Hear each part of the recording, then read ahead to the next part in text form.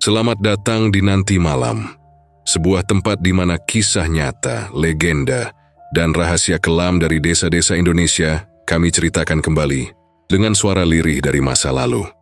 Di sini kita tidak hanya berbicara tentang setan, tapi tentang dosa, penyesalan, dan arwah yang tidak tenang. Tentang orang-orang yang dulu hidup seperti kita, namun meninggalkan dunia dengan cara yang tak seharusnya. Suara langkah kaki di atas tanah basah, disusul suara air menetes pelan.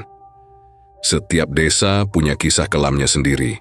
Ada yang bicara tentang pesugihan di tepi sungai. Ada pula tentang perjanjian di tengah hutan bambu. Namun malam ini, kisah yang akan kita dengar bukan sekadar tentang arwah gentayangan, melainkan tentang amarah manusia yang berubah menjadi kutukan abadi. Sebuah desa kecil bernama Sumberrejo, desa yang tenang di siang hari, tapi menyimpan teror setiap malam tiba. Disinilah konon sering terlihat sosok tanpa kepala yang berjalan di pinggir sawah, menyusuri jembatan tua yang sudah jarang dilewati orang. Warga menyebutnya sebagai hantu tanpa kepala. Arwah penasaran dari mayat yang jasadnya ditemukan di bawah jembatan, terbungkus karung dan tanpa kepala di tubuhnya. Mereka bilang, hantu itu bukan sekadar jelmaan setan, melainkan roh seorang ayah yang mati. Dengan cara mengenaskan, dibunuh oleh darah dagingnya sendiri. Suara nafas berat, diikuti gemerisik bambu yang digoyang angin. Apa yang sebenarnya terjadi di jembatan sawah itu? Siapa yang tega menebas kepala ayahnya sendiri? Dan apakah benar arwah itu masih berkeliaran, mencari kepalanya yang hilang hingga malam ini? Jadi, matikan lampu kamar, kunci pintu rapat-rapat, dan pastikan kamu tidak sedang sendirian saat mendengarkan kisah ini.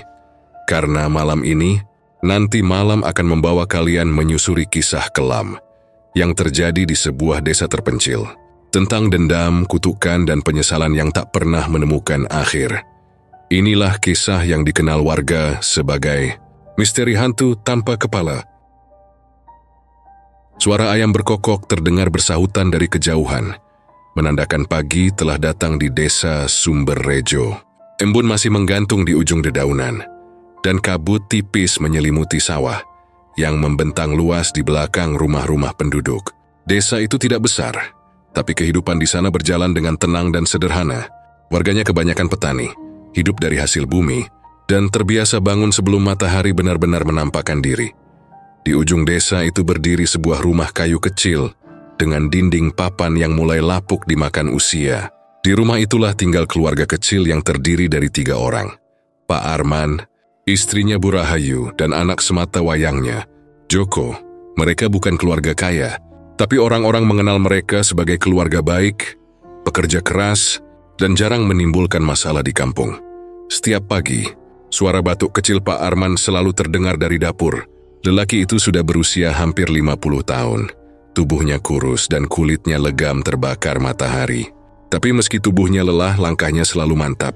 Ia bangun sebelum subuh, menyiapkan alat-alat ke sawah, dan sebelum matahari terbit, sudah berjalan menyusuri jalan tanah menuju lahan miliknya yang tak seberapa luas. Di pundaknya tergantung cangkul, dan di tangannya ada bekal nasi bungkus dari istrinya. Sementara itu, Bu Rahayu, perempuan dengan wajah lembut dan suara yang halus, selalu sibuk di dapur menyiapkan sarapan dan bekal. Kadang setelah pekerjaan rumah selesai, ia pergi membantu mencuci baju di rumah tetangga, yang sedikit berada di atas mereka secara ekonomi. Gemi tidak malu karena baginya kerja adalah ibadah. Sing penting halal leh, begitu kata Bu Rahayu pada anaknya. Ora usah isin nek kerja, wong rejeki kuwi ora bakal kelangan dalan. Tapi Joko, anak semata wayang mereka, tidak selalu sependapat. Pemuda berusia 22 tahun itu merasa hidupnya terlalu berat. Kiana lulusan SMA yang tidak melanjutkan kuliah karena keadaan ekonomi keluarga. Sehari-hari ia membantu ayahnya di sawah, menanam padi, memupuk, atau sekadar membersihkan saluran air. Tapi jauh di dalam hatinya, ia ingin hidup seperti teman-teman sebayanya, punya motor sendiri, berpakaian bagus, nongkrong di warung sambil main ponsel, dan bisa ke kota tanpa harus menunggu tumpangan. Sore itu, selepas maghrib, Joko duduk di depan rumah memandangi jalan desa yang mulai sepi. Cahaya lampu Petromax dari rumah sebelah berkelap-kelip diterpa angin. Ia mendengar suara deru motor anak-anak muda yang melintas sambil tertawa keras. Beberapa di antara mereka teman sekolahnya dulu, yang kini bekerja di kota. Enak banget ya hidup mereka. Gumamnya pelan, tangannya menggenggam lutut, matanya menatap kosong ke arah gelap jalan. Pak Arman datang dari arah belakang, membawa ember berisi air untuk mencuci kaki sebelum masuk rumah. "Engkau poli kokendelokai?" tanyanya pelan. Joko hanya menggeleng, tapi kemudian ia menatap ayahnya dengan wajah serius. "Pak," katanya lirih, "kapan Joko punya motor kayak teman-teman itu?" Pak Arman berhenti sejenak. Ia menaruh ember di dekat tangga bambu, lalu duduk di sebelah anaknya. Suaranya pelan, penuh kelelahan, tapi tetap lembut. "Sabar le. Nek wis ono rejeki pasti bapak belikan. Saiki iki kanggo mangan wae wis alhamdulillah." Joko menunduk menggigit bibirnya. "Tapi Pak, Joko iso isin loh." Wong-wong pada ngomong. Katanya anak petani miskin jalan kaki terus. "Malu Pak." Pak Arman tersenyum meski senyumnya terlihat getir. "Joko, urip kuwi ora perlu mbandingke karo wong liya. Rejeki iku wis ono sing ngatur.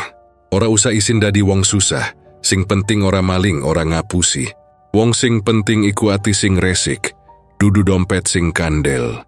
Kata-kata itu seharusnya menenangkan, tapi di hati Joko justru muncul rasa perih. Dia tahu sih ia hanya benar, tapi dalam pikirannya, ucapan itu terdengar seperti alasan orang yang menyerah pada nasib.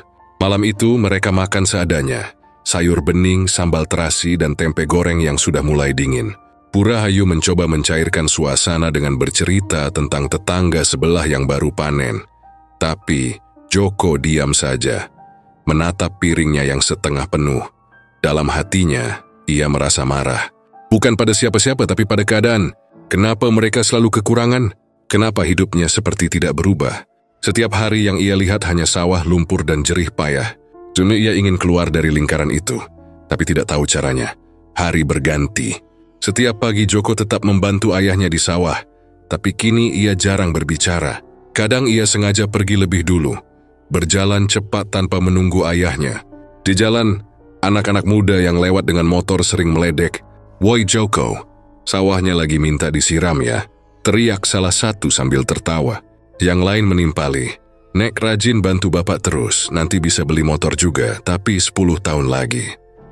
Tawa mereka pecah di udara. Joko menunduk, menggenggam erat sabit di tangannya. Matanya mulai berkaca-kaca, bukan karena sedih, tapi karena amarah yang menumpuk. Sesampainya di sawah, ia mencangkul dengan keras, seolah melampiaskan sesuatu. Pak Arman yang datang belakangan hanya bisa menatap heran. "Pelan-pelan wae le, tanah iku ora bakal kabur," katanya dengan nada bercanda. Tapi Joko tidak menjawab. Keringat mengalir di wajahnya, matanya kosong, penuh kebencian yang belum jelas ditujukan pada siapa. Siang itu matahari terik, tapi hawa di sawah terasa ganjil. Entah kenapa, suara jangkrik seperti menghilang. Angin berhenti berembus, menyisakan keheningan yang aneh. Joko duduk di pematang menatap air sungai kecil yang mengalir pelan di bawah jembatan sawah. Jembatan itu tua, terbuat dari kayu dan batu, dengan lumut hijau menempel di sisinya. Dia memperhatikan air yang mengalir, lalu entah kenapa pikirannya melayang. Dalam lamunan itu, ia membayangkan hidup tanpa beban, tanpa suara ejekan, tanpa kemiskinan, hanya dia dan kebebasan. Tapi setiap kali bayangan itu muncul, wajah ayahnya ikut terbawa.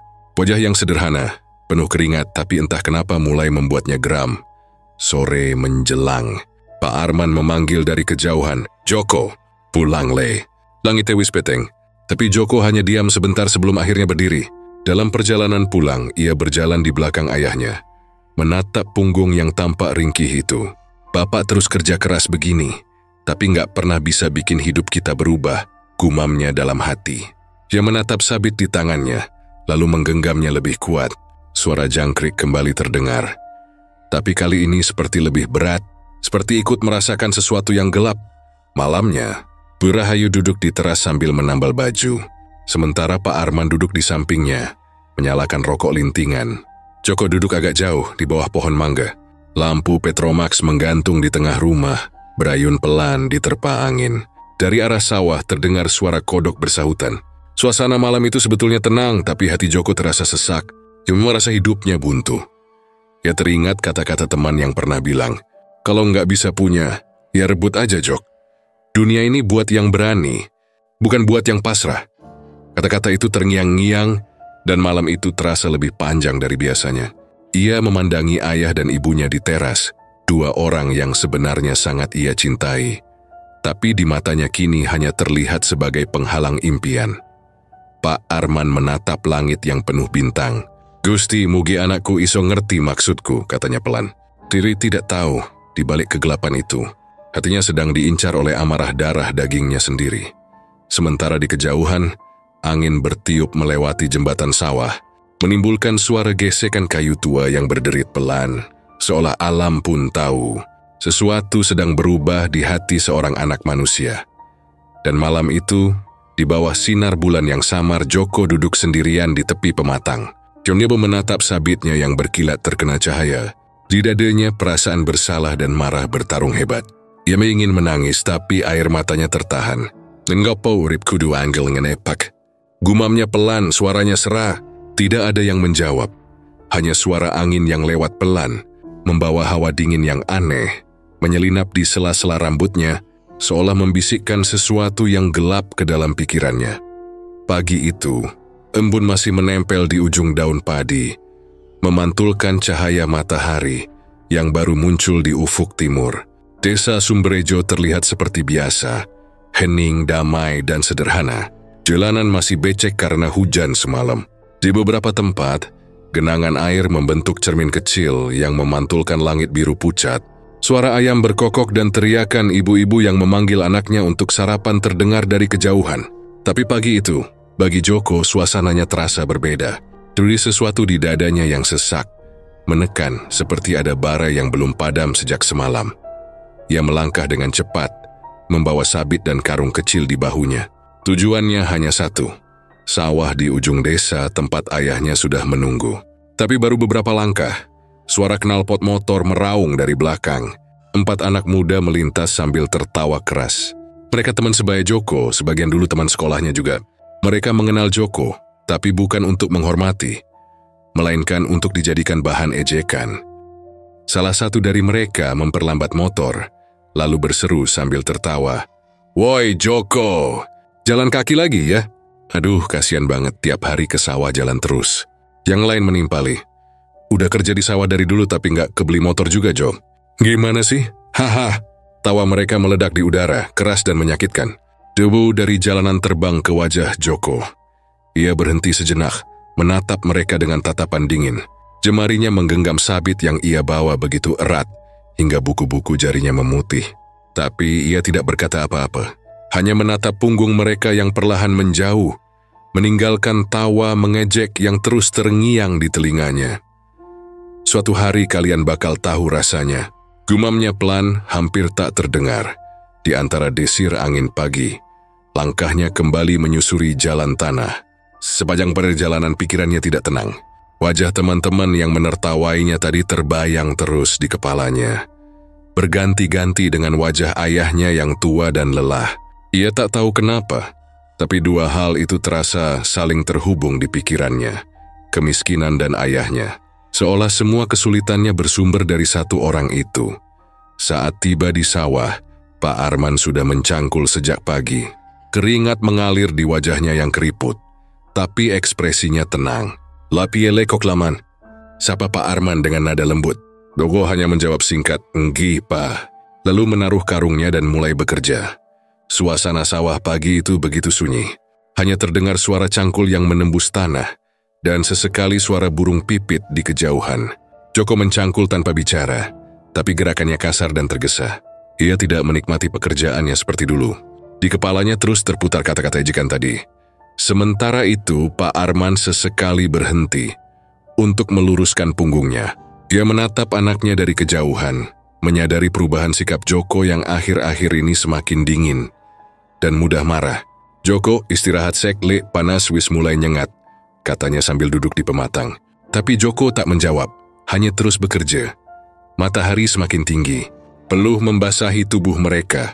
Di sela-sela kerja itu, Pak Arman mulai bercerita pelan, mencoba mencairkan suasana.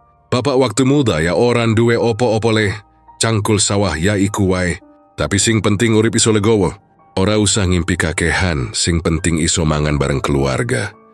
Joko berhenti sebentar, menatap ayahnya dengan pandangan kosong. Dalam hatinya kalimat itu terdengar seperti tamparan. Ia merasa ayahnya terlalu pasrah, terlalu ikhlas dengan hidup susah. Ia ingin menjawab tapi lidahnya keluh. Hatinya panas tapi wajahnya datar, legowo. Gumamnya pelan, nyaris seperti ejekan.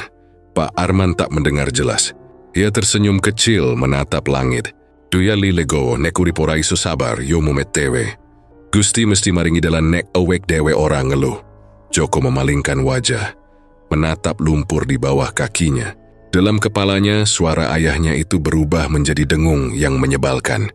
Ia ingin berteriak, tapi tak tahu harus bilang apa. Yang ia tahu, rasa malu dan marah terus menguasai dirinya. Menjelang siang, mereka duduk di bawah pohon besar di tepi sawah untuk makan bekal. Bu Rahayu selalu menyiapkan nasi bungkus berisi sambal tempe, sayur lodeh, dan sepotong ikan asin. Makanan sederhana yang bagi Pak Arman adalah nikmat luar biasa setelah bekerja keras. Tapi bagi Joko, nasi itu terasa hambar. Ia makan tanpa selera, hanya menatap air sungai di depan mereka yang mengalir pelan. Enak ikile, kata Pak Arman sambil tersenyum. Mangan neng sawah, angine seger, rasane nikmat. Joko hanya menunduk. Dalam hatinya ia berpikir apa enaknya hidup begini setiap hari. Sesekali ia melirik sabit yang bersandar di batang pohon. Ujungnya masih tajam, sinarnya berkilat terkena matahari. Dalam diam Joko memegang rumput di tangannya dan meremas kuat-kuat. Dak marah yang tidak bisa ia pahami. Jerry Winas kematian ayahnya. Tapi di saat yang sama, ia merasa muak dengan kehidupannya bersama ayah itu. Setelah makan, mereka kembali bekerja. Langit mendung perlahan, angin mulai berhembus dingin dari arah utara, membawa aroma basah dari sawah. Dari kejauhan suara anak-anak muda terdengar lagi. Mereka melewati jalan dekat sawah sambil tertawa keras. Joko langsung menegakkan tubuhnya. Matanya memandangi mereka dengan pandangan gelap. Woi, Joko, jangan lupa nanti kalau panen bagi hasilnya ya. Mungkin bisa buat nyicil motor, haha. Teriak salah satu dari mereka sebelum motornya melaju cepat. Tawa mereka terdengar hingga jauh. Pak Arman menatap anaknya yang diam mematung. Wisle, ora usah dipikir. Wong-wong kuwi ora ngerti perjuanganmu. Ora usah meladeni. Tapi Joko tidak mendengar. Ia hanya memandangi jalan yang baru dilewati motor itu. Rahangnya mengeras. Kenapa Bapak nggak pernah marah sih? Semua orang seenaknya nginjek harga diri kita. Tapi Bapak diem aja. Katanya tiba-tiba dengan suara tinggi. Pak Arman terdiam, terkejut dengan nada anaknya. Joko, ngapa ngomong ngono? Karena Bapak terlalu pasrah. Hidup kita nggak akan pernah berubah kalau terus kayak gini. Suasana hening, angin berhenti, dan suara jangkrik lenyap. Pak Arman menatap anaknya lama, lalu berkata pelan. Urip ora mung soal bandale. Yen atimu ora tenang, duwe motor 10 wae ora bakal iso nggawa bahagia. Kata-kata itu membuat Joko semakin marah. Ia memalingkan wajah, menahan air mata, yang entah karena marah atau sedih. Dia berjalan menjauh, meninggalkan ayahnya sendirian di tengah sawah. Pak Arman hanya bisa menatap punggung anaknya yang menjauh tanpa bicara.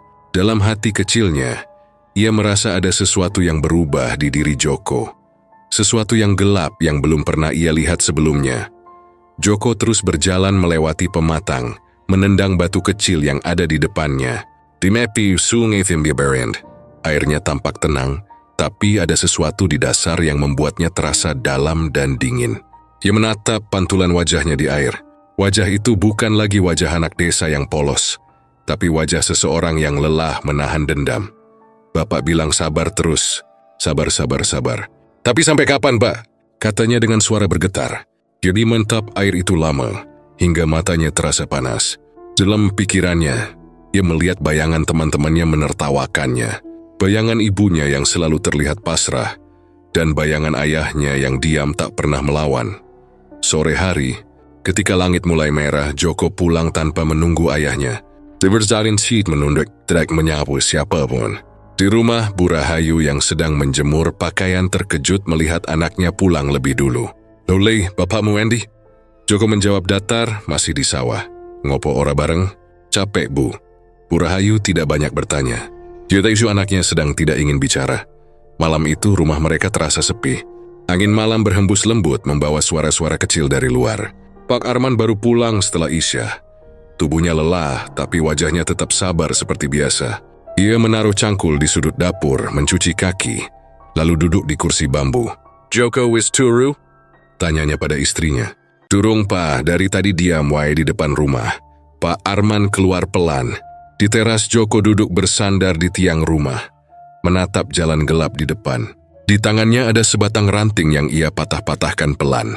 "Le," panggil Pak Arman lembut. "Kowe ana uneg-uneg opo? Cerita wae karo bapa." Joko menatap ayahnya sekilas, lalu kembali menunduk. "Nggak apa-apa, Pa. Bapak ngerti saiki kowe lagi kesel. Tapi ojo nganti kesel mong gawane su. Yen urip mong diisi amarah, ora ono sing iso urip tentrem." Joko menggigit bibirnya. Kata-kata itu terasa menusuk, tapi bukan karena salah, karena terlalu benar. Ia ingin berkata sesuatu, ingin meledak, tapi yang keluar hanya gumaman kecil. "Joko pengen hidup normal aja, Pa." Pak Arman tersenyum kecil, menepuk pundaknya. "Normal iku dudu sing duwe motor le. Normal iku sing iso nrimo lan legowo." Malam semakin larut. Setelah ayahnya masuk tidur, Joko masih duduk di teras. Lampu minyak berayun pelan diterpa angin.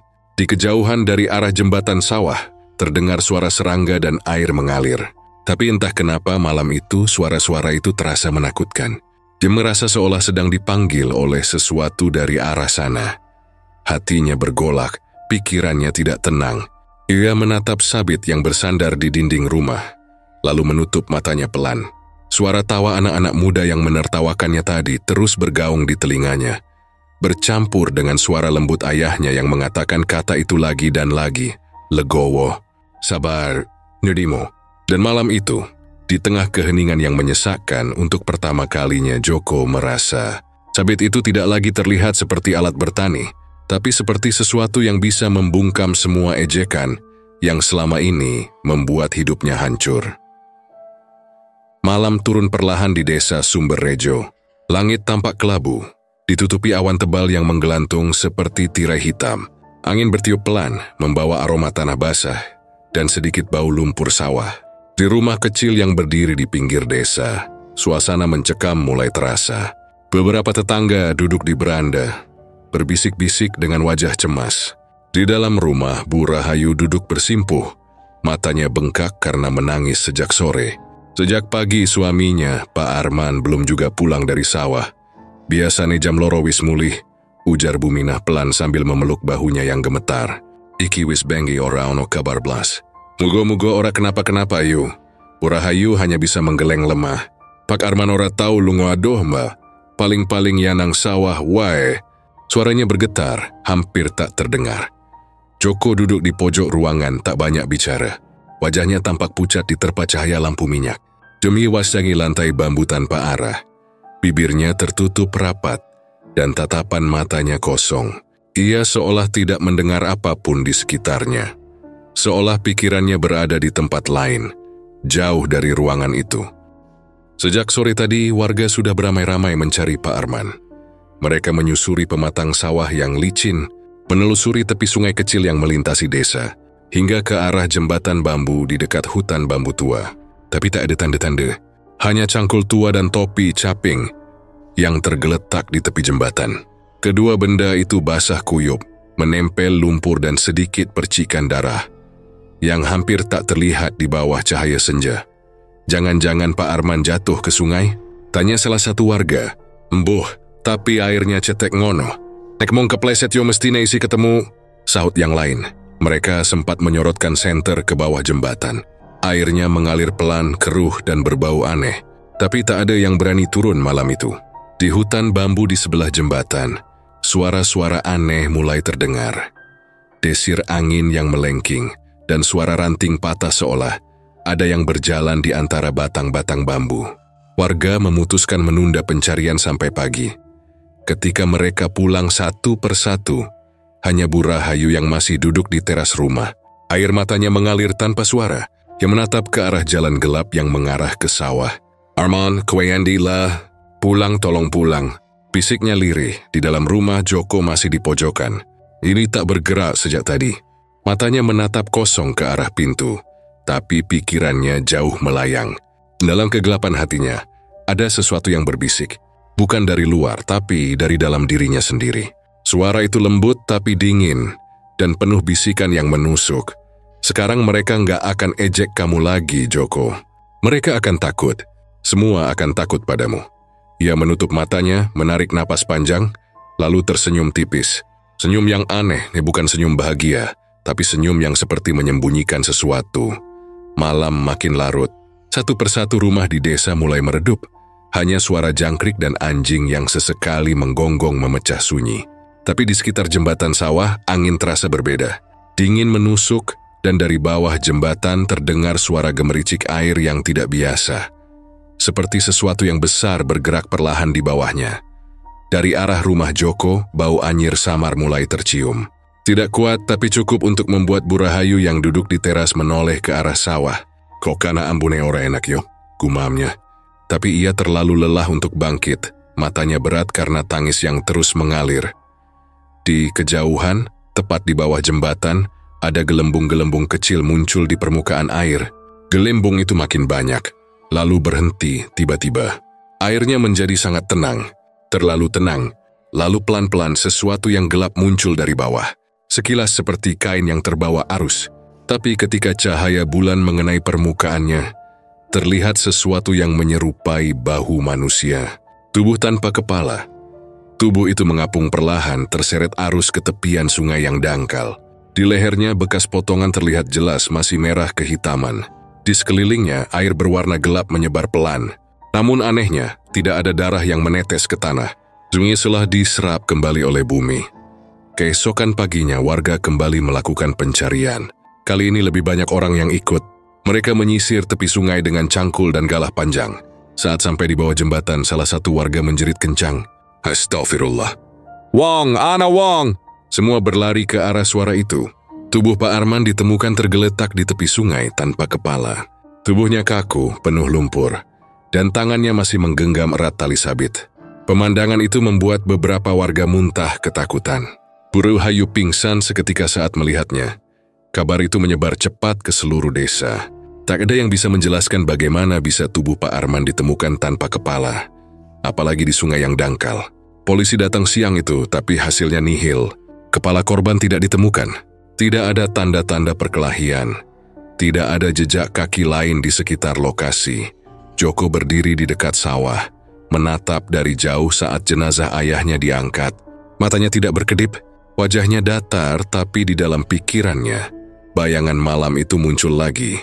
Ketika ia berdiri di bawah jembatan, dalam hujan yang deras, menatap ayahnya yang memanggil dari seberang. Joko, ayo mulih le. Wis bengi. Suara ayahnya menggema di kepalanya. Tapi waktu itu Joko tidak menjawab, dia hanya berdiri mematung. Sabit di tangannya berkilat terkena cahaya petir. Air sungai mengalir deras, dan suara gemuruh langit seolah menutupi jeritan kecil yang pecah di bawah jembatan malam itu. Ia menutup matanya keras-keras, mencoba mengusir bayangan itu, tapi semakin ia mencoba melupakan, semakin jelas suara itu terdengar. Lu, kenapa lo? Suara ayahnya yang penuh getir, disusul suara cipratan air dan dentingan logam yang jatuh ke batu. Beberapa hari setelah pemakaman, desa mulai berubah. Setiap malam dari arah jembatan sawah, terdengar suara langkah kaki yang berat di atas papan bambu. Kadang terdengar seperti orang berjalan pelan, kadang seperti sesuatu yang diseret. Warga yang lewat malam-malam mulai menghindari jalan itu. Wingi sore, aku lewat kana. Krungu suara kaya wong nangis, kata Pak Darmo di warung. Ngandi, ngisor jembatan.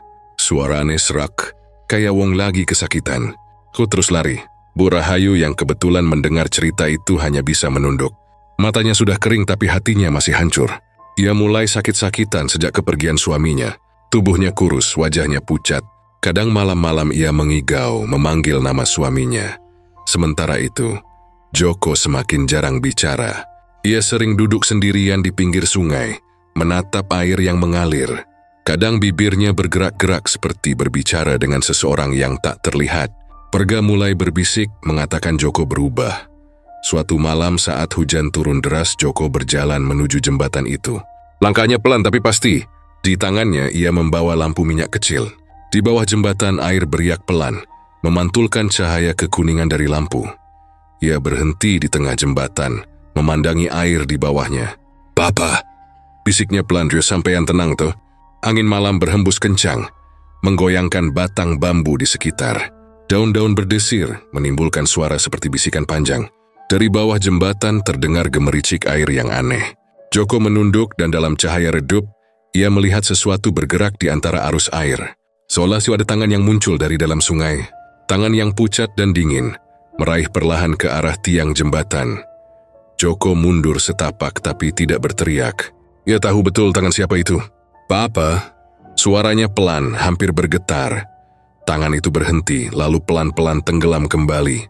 Tapi dari dalam air, terdengar suara berat yang membuat bulu kuduk berdiri. "Joko, ngopo kowe ninda kaki iki, Le?" Joko memejamkan mata, tubuhnya gemetar. Air mata menetes di pipinya, bercampur air hujan. Aku cuma pengen kita nggak dihina lagi, Pak," katanya lirih. "Aku pengen orang-orang tahu kita kuat. Aku pengen buktiin, tapi..." Suaranya pecah, "Tapi saiki KB dadi salah." Dari dalam air suara itu kembali terdengar. Kali ini lebih dekat, seperti di bawah kakinya. "Seng merani bebendu dudu wong lio. Lah, awakmu dewe." Lampu minyak di tangan Joko padam ditiup angin. Gelap total menyelimuti jembatan. Saat kilat menyambar langit, sesosok tubuh tanpa kepala berdiri di ujung jembatan. Tubuhnya basah kuyup, darah menetes dari lehernya yang terputus. Tubuh itu melangkah pelan ke arah Joko. Setiap langkah menimbulkan bunyi cipratan air dan desir dingin. Joko terpaku. Ia tidak bisa bergerak. Tubuhnya kaku. Matanya menatap lurus ke sosok itu yang semakin dekat. Dari arah leher yang terpotong, terdengar bisikan lirih tapi jelas. "Enggopo, Le." Joko menjerit histeris, tubuhnya jatuh ke tanah. Ia berlari sekuat tenaga menuju rumah. Menabrak pintu, menutup rapat-rapat sambil gemetar. Bu Rahayu yang kaget berlari menghampiri. "Joko! Ana opo, Le?" Joko tak bisa menjawab, hanya menangis, memegangi kepalanya, dan terus mengulang satu kalimat yang membuat ibunya ketakutan. "Bapak bali, Bu. Bapak bali." Sejak malam itu Joko tak pernah sama lagi. Setiap malam ia terbangun sambil menjerit, mengatakan bahwa ia mendengar suara ayahnya memanggil dari arah sungai. Kadang ia berjalan ke jembatan tanpa sadar, memanggil-manggil nama ayahnya sambil menangis. Warga sering menemukannya di sana menjelang subuh, duduk di pinggir jembatan dengan wajah pucat dan mata kosong. Bau anyir dari arah sungai kini selalu muncul setiap malam, bahkan saat hujan turun deras sekalipun. Kadang warga yang lewat mengaku melihat bayangan tubuh tanpa kepala berdiri di tepi air, seolah menjaga sesuatu di bawah jembatan itu. Dan setiap kali petir menyambar langit, jika diperhatikan baik-baik, di bawah jembatan, samar-samar terdengar suara berat penuh kesakitan memanggil nama anaknya. Joko. Malam-malam di desa Sumberrejo tak lagi sama setelah kejadian itu. Sejak jasad Pak Arman ditemukan tanpa kepala di bawah jembatan sawah, suasana desa berubah seolah tertelan ketakutan. Jalan menuju sawah yang biasanya ramai oleh suara canda petani kini sepi, bahkan di siang hari. Orang-orang memilih lewat jalan memutar yang lebih jauh, asal tidak harus melewati jembatan itu. Namun tetap saja, kabar terus beredar bahwa di malam hari ada sesuatu yang berjalan di antara kabut dan hamparan padi yang menguning. Semua bermula ketika Pak Samin, seorang petani yang biasa pulang malam, bersumpah melihat sosok tanpa kepala melintas di depannya. Malam itu sekitar pukul 9, hujan baru saja reda. Jalan setapak di dekat jembatan masih becek dan licin. Pak Samin mengayuh sepedanya perlahan sambil membawa karung berisi hasil panen. Lampu sepedanya redup, hanya menyorot beberapa meter ke depan. Saat sampai di ujung jembatan, ia melihat sesuatu berdiri di tengah jalan. Tubuh tinggi, memakai baju petani lusuh penuh lumpur. Dengan tangan menggenggam sabit yang berkarat. Ia kira itu orang. Tapi ketika cahaya lampu sepeda menyorot lebih dekat, darahnya seolah berhenti mengalir. Sosok itu tak punya kepala. Hujan turun pelan-pelan pagi itu, menetes dari langit kelabu dan menimbulkan genangan di pematang sawah. Desa Sumberrejo masih diliputi suasana duka dan ketakutan. Setelah seminggu Pak Arman dinyatakan hilang, akhirnya kabar itu sampai juga ke telinga pihak kepolisian. Sebuah mobil patroli datang dari Polsek Kecamatan, berhenti di depan rumah Bu Rahayu. Warga yang sedang berkerumun menyingkir pelan, memandang dengan wajah tegang. Dua orang polisi keluar dari mobil, ditemani seorang perwira muda yang bernama Pak Budi, penyidik yang sudah sering menangani kasus-kasus di desa. Ia menatap sekeliling dengan kening berkerut, melihat rumah kayu yang sederhana dan wajah-wajah murung di depannya. Bu Rahayu tampak duduk di beranda, tubuhnya lemas, matanya sembab dan merah. Di sampingnya Joko duduk menunduk, tak bicara sepatah kata pun. "Selamat pagi, Bu. Kami dari Polsek. Kami datang untuk menindaklanjuti laporan hilangnya suami Ibu," kata Pak Budi dengan suara tenang. Bu Rahayu hanya mengangguk pelan. "Iya, Pak. Sudah seminggu dia nenggak pulang. Biasanya kalau ke sawah sore sudah balik. Tapi waktu itu cuman caping dan cangkulnya yang ketemu di pinggir jembatan." Suaranya tercekat, matanya mulai berkaca-kaca. Polisi mulai mencatat keterangan. Beberapa warga yang ikut membantu pencarian sebelumnya dimintai informasi. Mereka bercerita tentang jembatan bambu, tentang sungai yang mengalir pelan tapi penuh lumpur, dan tentang bau busuk yang belakangan ini sering tercium dari arah bawah jembatan. Sebelum siang, tim polisi memutuskan melakukan penyisiran di area sungai dan sawah. Beberapa warga ikut membantu, membawa cangkul dan galah panjang. Mereka menelusuri tepian sungai, mengorek tumpukan sampah dan ranting yang menyangkut di bawah jembatan. "Pak, di sini kayaknya ada sesuatu," teriak salah satu warga dari bawah jembatan. Polisi segera mendekat, menyorotkan senter ke arah air yang keruh. Terlihat sesuatu yang besar, berbentuk karung, tersangkut di antara batu dan akar pohon bambu. Air sungai tampak kehitaman di sekitarnya, dan dari karung itu keluar bau busuk menusuk hidung. Dengan hati-hati, mereka menarik karung itu ke tepi sungai. Semua orang menahan napas. Saat karung diangkat ke darat dan dibuka perlahan, teriakan histeris pecah dari warga yang menyaksikan. "Ya Allah, Gusti," seru seseorang sambil menutup mulutnya. Di dalam karung itu terdapat tubuh Pak Arman tanpa kepala. Tubuh itu sudah membengkak, kulitnya pucat kehijauan, dan dari leher yang terputus mengalir cairan hitam yang menggenangi karung. Bau busuk menyebar ke seluruh tepi sungai, membuat beberapa orang muntah di tempat. Bu Rahayu yang ikut datang menjerit histeris begitu melihatnya, lalu pingsan seketika. Warga segera menolongnya, sementara polisi menutup tubuh itu dengan plastik hitam dan memasang garis polisi di sekitar jembatan. "Pak Budi, kepalanya nggak ada," kata salah satu anggota polisi dengan wajah tegang. "Cari di sepanjang aliran sungai. Jangan sampai ada yang lewat sebelum kita pastikan aman," jawab Pak Budi tegas. Mereka mencari berjam-jam, tapi kepala Pak Arman tak ditemukan. Air sungai yang makin keruh membuat pencarian makin sulit. Hingga sore, hasilnya nihil. Warga desa berdiri di tepi sawah, berbisik-bisik dengan wajah ngeri. "Kepelan hilang loh. Kayak diculik makhluk halus," kata seorang ibu dengan suara gemetar. Yang lain menimpali, "Aku wis ngomong arwahe ora tenang. Joko iku aneh, wong sak minggu iki ora tau nangis blas." Malam itu desa Sumberrejo sunyi tapi penuh bisikan. Semua rumah menutup pintu lebih cepat dari biasanya. Sementara di rumah duka, jenazah Pak Arman sudah dibersihkan sebisanya dan dimakamkan tanpa kepala. Proses pemakaman berlangsung cepat dengan doa yang dibacakan terbata-bata oleh Kiai Harun. Hujan turun rintik-rintik saat tanah terakhir menutupi tubuh Pak Arman. Joko berdiri kaku di sisi kubur, tanpa air mata, tanpa suara. Wajahnya dingin seolah tak benar-benar berada di sana. Matanya hanya menatap tanah basah di depan kaki, dan sesekali bergumam lirih, "Aku janji, Pak." Tapi suaranya terlalu pelan untuk didengar siapapun. Setelah pemakaman, polisi kembali ke lokasi untuk melanjutkan penyelidikan. Mereka membawa hasil visum dari rumah sakit daerah. Luka pada leher Pak Arman bukan karena binatang atau kecelakaan, tapi seperti sayatan tajam dari benda logam besar, kemungkinan sabit atau parang. Tak ada tanda perlawanan di tubuh korban, seolah ia diserang dari belakang atau dalam kondisi tidak sadar. Pak Budi menatap hasil laporan itu lama sekali. "Kalau ini pembunuhan, pelakunya bukan orang sembarangan," katanya pelan. "Tapi kenapa kepalanya diambil?" Salah satu anggota berkata, "So mungkin dijual, Pak. Atau buat pesugihan?" Pak Budi diam. Ia menatap sawah yang membentang, penuh kabut tipis, dan entah kenapa bulu kuduknya merinding. Keesokan harinya, polisi memeriksa rumah Pak Arman. Di dalam kamar, Mereka menemukan kain berlumur lumpur dan bekas sabit tua yang tergantung di dinding. Sabit itu sudah berkarat, tapi ada sisa cairan hitam menempel di bilahnya. Saat diperiksa lebih dekat, bau besi dan amis menyeruak. Ini sabitnya sering dipakai korban? Tanya Pak Budi kepada Joko. Joko menatap benda itu dengan pandangan kosong. Ya, itu sabit Bapak, jawabnya datar. Terakhir kali kamu lihat Bapak kapan? Joko menunduk. Sore waktu itu. Dia pamit ke sawah.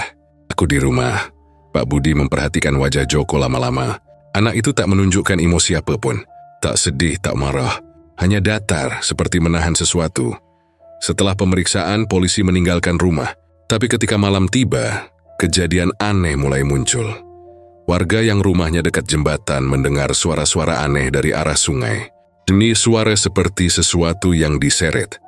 Dan kadang terdengar sayup-sayup suara orang memanggil. Joko, suaranya berat, serak. Seperti keluar dari tenggorokan yang rusak. Beberapa orang mengaku melihat bayangan seseorang berdiri di tepi sungai. Tubuhnya basah kuyup, dengan baju petani yang compang-camping. Dan dari lehernya menetes darah hitam. Sosok itu berdiri lama sekali, sebelum akhirnya perlahan menghilang ke arah sawah. Keesokan paginya, polisi datang lagi karena laporan warga. Mereka menemukan sesuatu yang membuat suasana makin mencekam. Karung lain yang tersangkut di bawah jembatan, tapi kali ini kosong, hanya berisi lumpur dan potongan kain. Di dasar air, terlihat bercak merah gelap yang sulit dijelaskan. Pak Budi mencoba menenangkan warga, mengatakan bahwa semua akan diselidiki secara ilmiah. Tapi dalam hati, ia tahu sesuatu yang tak wajar sedang terjadi. Sore itu ia berbicara dengan Kiai Harun di balai desa. Kiai, saya sudah keliling sungai sampai 3 kilometer, tapi kepala korban tidak ada. Mungkin dibawa arus tapi arah arusnya dangkal. Tidak masuk akal. Kiai Harun menatap langit yang mulai gelap. Pak Budi, kadang bukan arus yang membawa, tapi sesuatu yang tidak kelihatan. Mongsa kampung iki wis krungu suarane. Arwahe, ora tenang. Pak Budi menghela napas panjang. Ia bukan orang yang percaya hal mistis, tapi setiap kali ia berdiri di jembatan itu, bulu kuduknya selalu berdiri. Malamnya, saat polisi berjaga di sekitar jembatan, angin bertiup kencang. Jam menunjukkan hampir tengah malam ketika salah satu anggota tiba-tiba mendengar suara langkah kaki dari arah sawah. Mereka menyorotkan senter, tapi tak ada siapapun. Hanya kabut tebal yang bergerak pelan, seolah hidup. Kemudian terdengar suara lain. Sesuatu jatuh ke air, diikuti oleh bau anyir yang menyengat. Musik mensiol dan ngasiwatin hati. Saat cahaya senter mengenai permukaan air, semua menahan napas. Di antara lumpur dan busa sungai, sesuatu mengambang perlahan. Sebuah kepala. Kepala itu rusak parah, penuh lumpur, tapi jelas itu wajah Pak Arman. Matanya terbuka lebar, mulutnya seolah ingin berteriak. Polisi segera mengevakuasi dan membawa ke rumah sakit untuk visum. Tapi bahkan setelah itu, misteri makin aneh. Ketika kepala itu ditemukan, air sungai tiba-tiba berhenti berarus beberapa saat, seperti tertahan oleh sesuatu. Dan malam itu juga beberapa warga melihat sosok tanpa kepala berjalan ke arah rumah Bu Rahayu. Bu Rahayu terbangun karena mendengar suara langkah di halaman. Ia bangkit pelan, menatap dari balik jendela. Di bawah sinar bulan, terlihat bayangan tubuh tinggi berdiri di depan rumahnya. Tubuh itu mengenakan baju suaminya, tapi kepalanya kini sudah ada. Wajah pucat, mata melotot, dan mulutnya tersenyum lebar. Rahayu, suaranya lirih tapi jelas. Aku wes bali. Jeritan Bu Rahayu menggema sepanjang malam, menembus angin dan suara hujan yang turun deras. Esok paginya rumah itu sepi. Pintu terbuka sedikit, kursi terbalik, dan di lantai masih ada bekas lumpur. Tak ada siapapun di dalam rumah, hanya kain jarik yang tergeletak di depan pintu, milik Bu Rahayu. Polisi datang lagi, tapi kali ini bahkan mereka tak bisa menjelaskan apa yang terjadi. Karena di dinding belakang rumah itu, ada bekas tangan besar berlumpur, dan di bawahnya tertulis samar dengan lumpur hitam, "Aku wes bali, nanging durung rampung." Dan sejak hari itu, Joko menghilang tanpa jejak. Sebagian warga bersumpah jika malam tiba dan bulan sedang tinggi, dari arah jembatan sawah masih terdengar suara langkah 2 orang berjalan pelan di atas papan bambu yang berderit. Diiringi bisikan lembut yang memanggil, "Joko, ayo balik." Sampai kini jembatan itu masih berdiri. Tapi tak ada satupun warga yang berani melewatinya setelah gelap. Karena setiap kali angin bertiup membawa bau anyir dari sungai, mereka tahu arwah Pak Arman belum benar-benar pergi.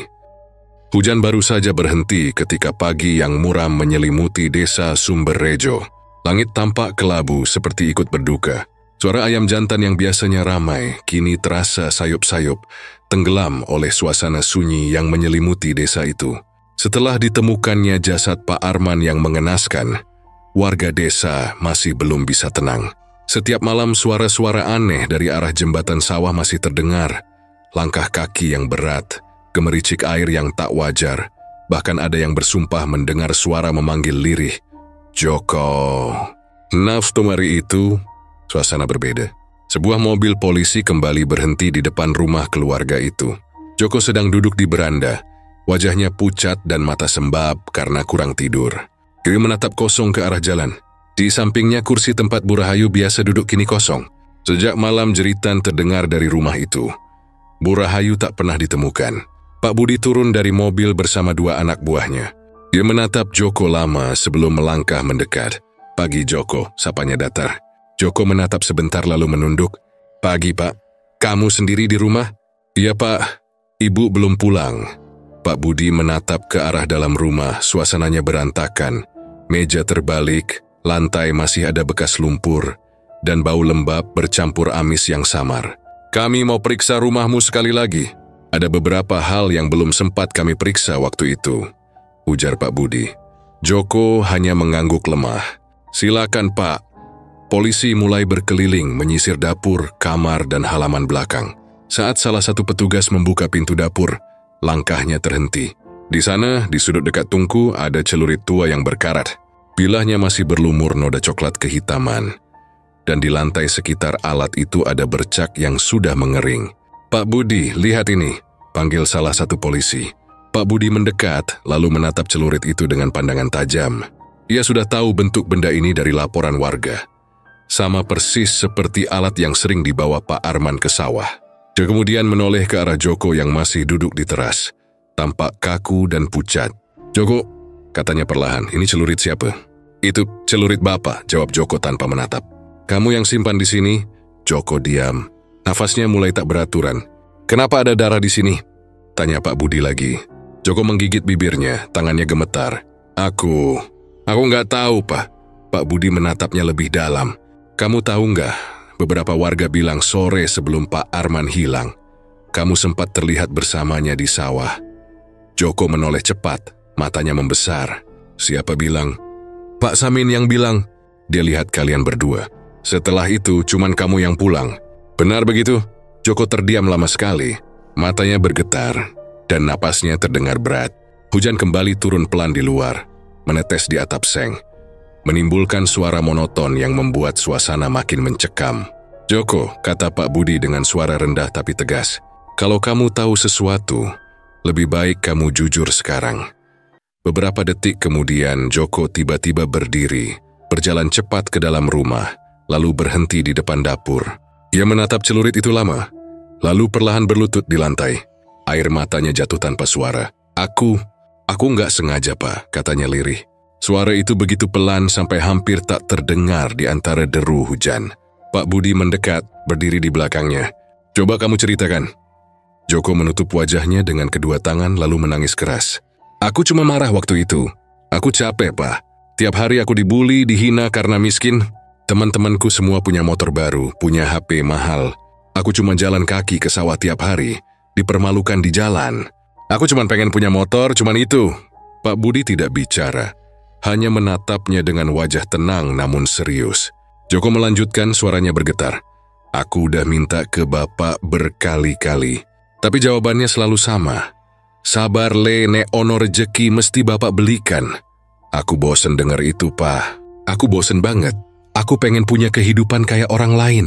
Air matanya bercucuran. "Hari itu, aku bantu Bapak di sawah. Kami nyangkul bareng sampai sore. Waktu mau pulang, aku mulai ngomong lagi soal motor. Tapi Bapak cuma ketawa kecil dan bilang, 'Sing penting awakmu iso mangan le.' Motor ora iso digowo mati.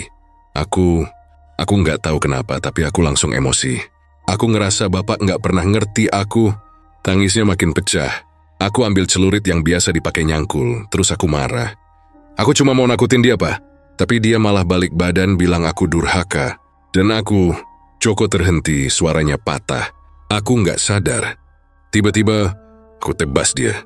Suara hujan makin deras, seolah menyamarkan suara tangisnya. Semua polisi di ruangan itu diam. Pak Budi memejamkan mata sesaat, menarik napas panjang. Terus kamu apakan ayahmu setelah itu? Tanya Pak Budi dengan nada tenang tapi tegas. Joko menatap lantai, tubuhnya gemetar. Aku panik, Pak. Aku nangis di situ. Aku panggil-panggil bapak, tapi udah nggak ada napas. Aku takut. Aku nggak tahu harus gimana. Aku akhirnya bawa tubuhnya ke pinggir sungai. Aku masukin ke karung, terus aku tenggelamkan di bawah jembatan. Kenapa kepalanya kamu pisahkan?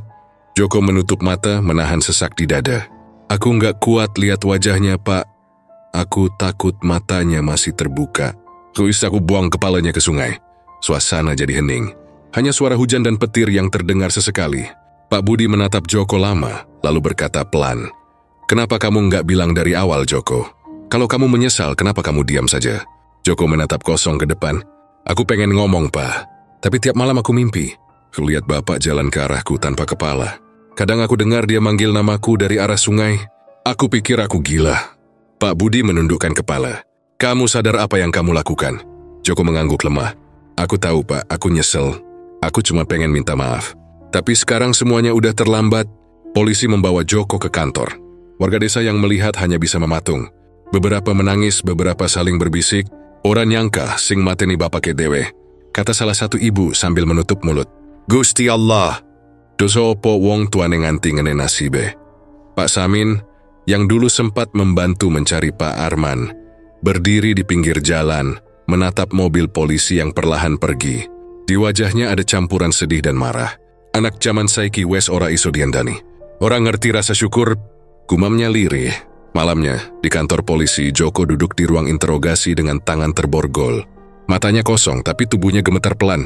Di luar, suara hujan belum berhenti. Pak Budi masuk dengan berkas di tangan. Menatapnya sejenak sebelum duduk di seberang meja. Joko, katanya perlahan. Apa kamu tahu kalau sejak kamu bunuh ayahmu, beberapa warga lihat sosok tanpa kepala di jembatan? Joko mengangkat wajahnya perlahan. Matanya sayu tapi tampak takut. Aku tahu, Pak. Aku juga lihat. Waktu malam pertama setelah aku tenggelamkan jasadnya, aku lewat sana. Aku lihat sesuatu jalan pelan ke arahku. Bajunya baju bapak, tapi kepalanya nggak ada. Terus, aku lari, Pak. Tapi suara langkah itu ngikutin aku. Sampai rumah aku masih dengar suara air netes kayak darah. Aku kira cuma halusinasi. Tapi tiap malam aku dengar suara orang manggil. Joko. Suaranya pelan banget tapi jelas. Pak Budi diam. Di luar petir menyambar lagi. Joko, katanya. Arwah orang tua itu berat kalau meninggalnya belum ikhlas. Kamu tahu itu? Joko menatap kosong. Aku tahu, Pak, makanya aku nggak bisa tidur. Aku pengen minta maaf. Tapi gimana caranya? Aku takut. Pak Budi berdiri. Kamu harus tanggung jawab, Joko. Hukum manusia mungkin bisa memenjarakan kamu, tapi penyesalan yang sebenarnya itu ada di hati. Beberapa hari kemudian, kabar penangkapan Joko menyebar ke seluruh desa. Orang-orang datang ke rumah duka menabur bunga di makam Pak Arman. Mereka berdoa agar arwahnya tenang. Tapi beberapa warga bilang, malam-malam masih terdengar suara langkah dari arah jembatan sawah. Kiai Harun datang ke rumah Bu Rahayu yang kini kosong. Dia menyalakan dupa dan membaca doa di sana. Semoga semua yang belum selesai diselesaikan oleh Gusti Allah, ucapnya lirih. Namun saat keluar rumah, ia melihat sesuatu di pekarangan. Bekas telapak kaki besar yang berlumpur, menuju ke arah jembatan. Malamnya di sel tahanan Joko bermimpi. Ia berdiri di tengah sawah, dengan kabut tebal di sekitarnya. Di depan sana, terlihat sosok tubuh tanpa kepala berjalan ke arahnya perlahan. Darah menetes dari leher yang terputus membasahi tanah. Sosok itu berhenti di hadapannya, lalu suara lirih terdengar. Le, aku orangnya laki kowe. Tapi dosa iki abot Joko. Joko menangis dalam tidur. Tubuhnya menggigil, dan pagi harinya saat petugas memeriksa sel, Joko ditemukan terduduk di pojok ruangan dengan mata terbuka dan mulut terbuka lebar, seolah sedang menjerit. Di tembok belakang sel ada bekas tangan berlumpur menempel, dan tulisan samar dari tanah basah. Aku wes ngapura, nanging kowe durung bebas. Sejak malam itu, jembatan sawah di Sumberrejo ditutup oleh warga. Tapi sesekali, kalau malam tiba dan kabut turun dari arah sungai, masih terdengar suara langkah kaki pelan dan bisikan berat memanggil nama seseorang, Joko. Dan bagi warga Sumberrejo, nama itu kini menjadi legenda kelam yang tak pernah benar-benar selesai. Malam di desa Sumberrejo tak lagi seperti dulu. Udara yang dulu terasa hangat dan menenangkan kini berubah menjadi dingin dan menekan. Seolah setiap hembusan angin membawa bisikan dari dunia yang tak terlihat. Sejak Joko ditahan polisi karena mengaku membunuh ayahnya sendiri, suasana desa berubah mencekam. Tak ada lagi tawa anak-anak bermain di sore hari. Tak ada lagi ibu-ibu duduk di beranda sambil bercengkerama. Semua orang lebih memilih menutup pintu rapat-rapat sebelum senja turun. Apalagi jika harus melewati jembatan sawah yang kini dijuluki warga sebagai jembatan mayat tanpa kepala. Malam pertama setelah Joko ditangkap, Bu Rahayu tak berhenti menangis. Di rumah yang kini terasa hampa, ia duduk memeluk baju peninggalan suaminya yang sudah robek dan kotor lumpur. Engger ko iso koyo ngeneto le, gumamnya lirih, suaranya serak karena terlalu banyak menangis.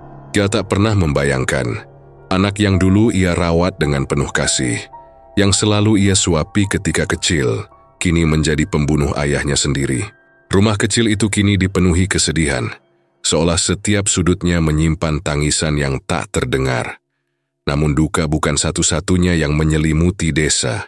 Seiring malam semakin larut, teror mulai muncul satu persatu. Warga yang tinggal di sekitar jembatan sering mendengar suara aneh.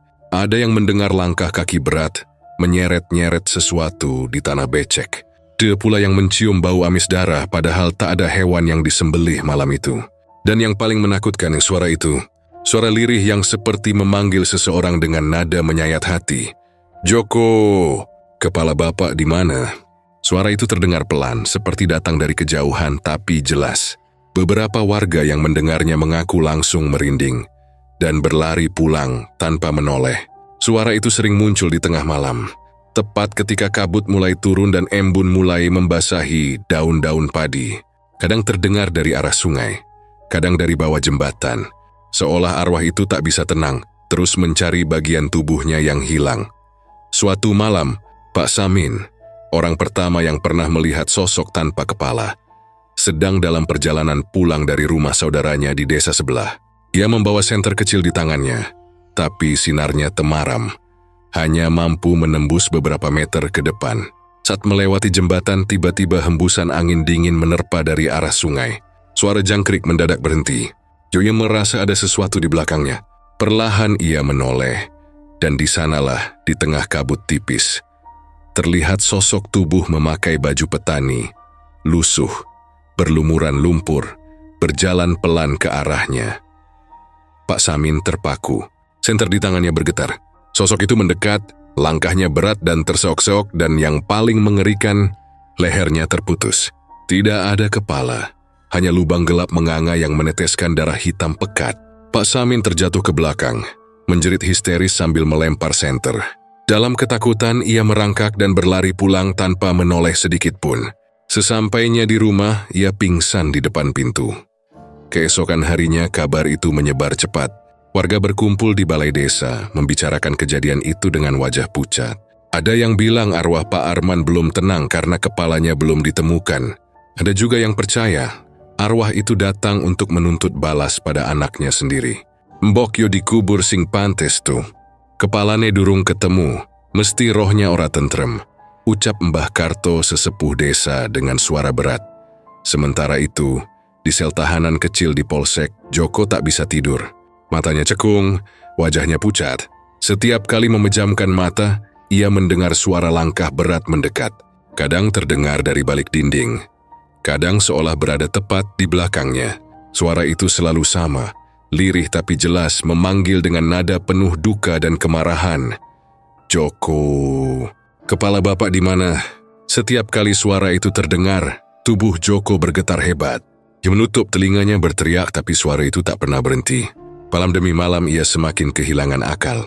Polisi yang berjaga pun sering mendengar Joko berteriak dari dalam sel. "Ampun Pak, aku ora sengaja. Aku ora sengaja." Teriaknya di tengah malam. Salah satu petugas bahkan mengaku melihat bayangan seperti orang berdiri di sudut gelap ruangan sel. Padahal, tak ada siapa-siapa di sana. Desa Sumberrejo semakin mencekam. Hewan-hewan peliharaan warga sering bertingkah aneh. Ayam berkokok tengah malam, kambing mengembik tanpa sebab, dan anjing-anjing menyalak menghadap ke arah jembatan, seolah melihat sesuatu yang tak kasat mata. Beberapa warga yang nekat lewat saat malam pulang dengan wajah pucat pasi. Ada yang bahkan jatuh sakit karena ketakutan. Mbah Karto akhirnya mengusulkan untuk mengadakan selamatan desa dan doa bersama di dekat jembatan. Warga berkumpul membawa dupa, bunga, dan air suci. Mereka menyalakan lilin di tepi jembatan sambil memanjatkan doa agar arwah Pak Arman tenang dan tidak lagi mengganggu. Namun, saat doa baru setengah jalan, angin tiba-tiba berhembus kencang. Lilin-lilin padam serentak, dan suara gemericik air sungai berubah seperti suara langkah kaki yang berat. Dari arah bawah jembatan terdengar bunyi benda jatuh ke air. Blok, disusul bau anyir yang menusuk hidung. Beberapa warga ketakutan dan mundur di antara gelap dan kabut yang makin tebal. Mereka melihat sosok samar berdiri di pinggir air, tubuh tanpa kepala, menatap ke arah mereka tanpa wajah. Semua orang lari tunggang langgang, meninggalkan sesajen dan dupa yang masih menyala. Malam itu menjadi puncak ketakutan bagi warga Sumberrejo. Sejak kejadian itu, tidak ada lagi yang berani mendekati jembatan setelah matahari tenggelam. Bahkan di siang hari, suasana di sana tetap sunyi. Hanya suara air sungai dan desir angin yang terdengar. Beberapa bulan kemudian, polisi akhirnya memindahkan Joko ke penjara kabupaten. Sebelum pergi, ia sempat menatap jembatan dari mobil tahanan. Di kaca jendela yang berembun, ia melihat sekilas bayangan seseorang berdiri di tepi sawah, mengenakan baju yang sangat ia kenal, baju ayahnya. Tubuhnya berdiri diam tanpa kepala, menatap lurus ke arahnya. Joko menjerit histeris di dalam mobil, membuat sopir dan petugas kaget. "Bapak, ampuni aku Pak," teriaknya berulang kali. Setelah itu, sepanjang perjalanan ia hanya diam, matanya kosong, seolah pikirannya sudah pergi entah kemana. Beberapa minggu kemudian, kabar beredar bahwa Joko meninggal di penjara. Dikatakan ia ditemukan tak bernyawa di dalam sel, dengan posisi duduk memeluk lutut. Wajahnya menengadah ke atas, dan matanya terbuka lebar. Tak ada tanda-tanda kekerasan, tapi di dinding sel tertulis dengan darah, "Wis tak bali, Pak. Wis tak temokna kepalamu." Setelah itu, arwah tanpa kepala di jembatan perlahan tak pernah muncul lagi. Tapi warga percaya malam-malam tertentu, terutama menjelang malam Jumat Kliwon, jika seseorang berdiri di jembatan itu dan memanggil nama Joko 3 kali, suara lirih akan menjawab dari bawah air, "Joko." Nyongipsila kau cukup berani untuk menoleh ke belakang setelah mendengarnya. Katanya, kamu akan melihat tubuh tanpa kepala berjalan pelan di antara kabut sawah, menuju arahmu dengan darah menetes dari lehernya. Sejak saat itu, desa Sumberrejo dikenal sebagai tempat yang angker.